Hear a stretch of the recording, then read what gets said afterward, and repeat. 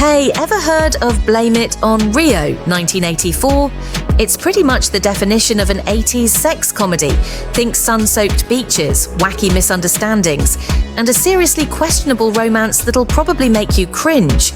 Stanley Donen, the guy behind classics like Singin' in the Rain and Charade, actually directed and produced this one. It's a loose remake of a French movie called Un Moment d'Égarement, which, weirdly enough, got remade again in 2015 with Vincent Cassel. So, who's in it? Well, you've got Michael Caine, he was 51 at the time, Joseph Bologna, Valerie Harper, a brand new face Michelle Johnson, who was 17 when they filmed this, more on that later, and an ultra-young Demi Moore, she was just 20.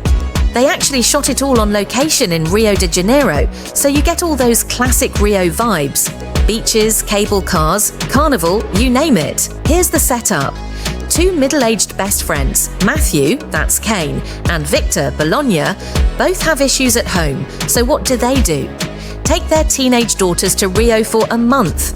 Matthew's wife bails for a solo trip, so it's just the dads and the girls, Nikki, Moore, and Jennifer, Johnson. You can probably guess what happens.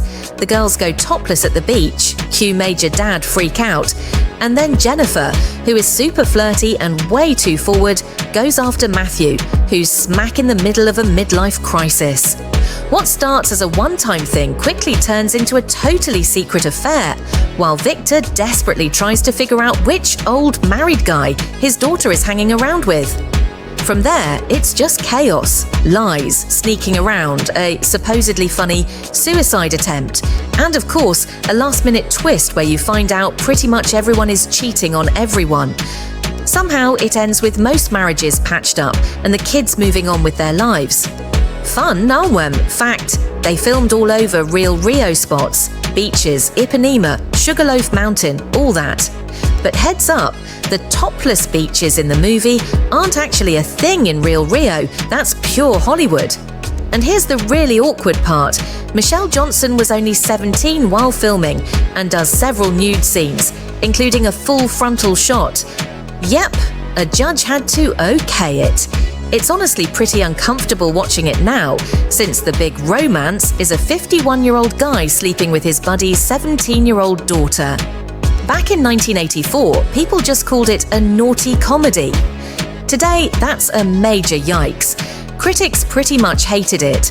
Roger Ebert gave it 1 out of 5, called it sleaze with the heart of a porno film. Rotten Tomatoes gives it like 7 to 9% from critics, audience scores around 40%. It actually made $18.6 million in theatres, which wasn't bad for an R-rated comedy, but let's just say it didn't age well.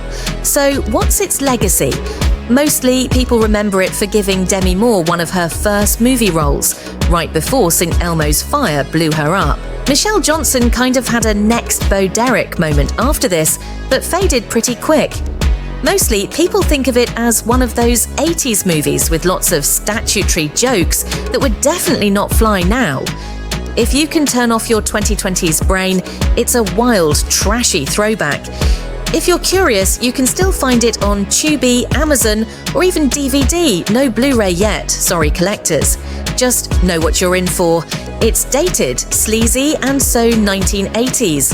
So have you seen Blame It on Rio? What did you think? Let us know in the comments. And hey, don't forget to subscribe to Movies of the 80s here on YouTube and check out our Substack, links in the description.